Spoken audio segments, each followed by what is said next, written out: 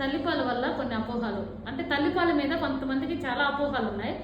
అవి అందులో మనం ఫస్ట్ ఏంటంటే, కొంతమంది ఎంప్లాయీస్ డెలివరీ అయిన తర్వాత కూడా నెక్స్ట్ మనం జాబ్కి వెళ్తే బేబీకి టయానికి ఫీడింగ్ ఇప్పిస్తామో లేదో, ఇప్పటి నుంచే మనం బాటిల్ ఫీడ్ ఇప్పిద్దాం అని ఆలోచనలో ఉంటారు. కానీ ఇది అసలు కరెక్టే కాదు. తల్లిపాలు ఎంతవరకు ఇవ్వగలుగుతాం అంతవరకు ఇవ్వడం చాలా వరకు కరెక్ట్. కొంతమంది తల్లులు ఎంప్లాయీస్ ఏంటంటే, ఇప్పుడు మన దగ్గర లేకపోవచ్చు, బయట ఎలా అంటే బయట అదర్ స్టేట్లో పాలని కూడా స్టోర్ చేసుకొని టయానికి బిడ్డకి అందే విధంగా కూడా టెక్నిక్స్ అయితే ఉన్నాయి. అలా కూడా ఫాలో చేసుకోవచ్చు. నెక్స్ట్ రొమ్ము పాలు పట్టిస్తున్న విధానంలో బిడ్డకి పాలు సరిపోవని కొంతమంది బయట నుంచి పాలు పట్టించడం, అంటే అవి బయట పాలు డబ్బా పాలు కాకుండా బర్రె పాలు కావచ్చు, ఆవు పాలు కావచ్చు, మంచి శక్తి వస్తాయని అప్పటి నుంచి స్టార్ట్ చేయడం చేస్తారు. అలా చేయడం వల్ల పిల్లలకి అరుగుదల ఉండదు.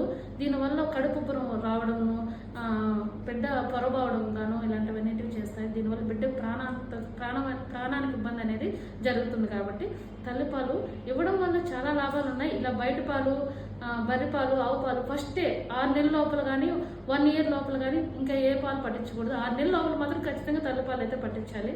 ఇంకో పాయింట్ ఏంటంటే, ఈ పుట్టిన వెంటనే మాటలు బాగా రావాలని కొంతమంది తేనె తీసుకొచ్చి బిడ్డకి చప్పరించడం కానీ, లేదా సోతర్స్ కొంతమంది బయట నుంచి తెచ్చి నోట్లో పెట్టడం కానీ చేస్తారు. అలా చేయడం అనేది కరెక్ట్ కాదు.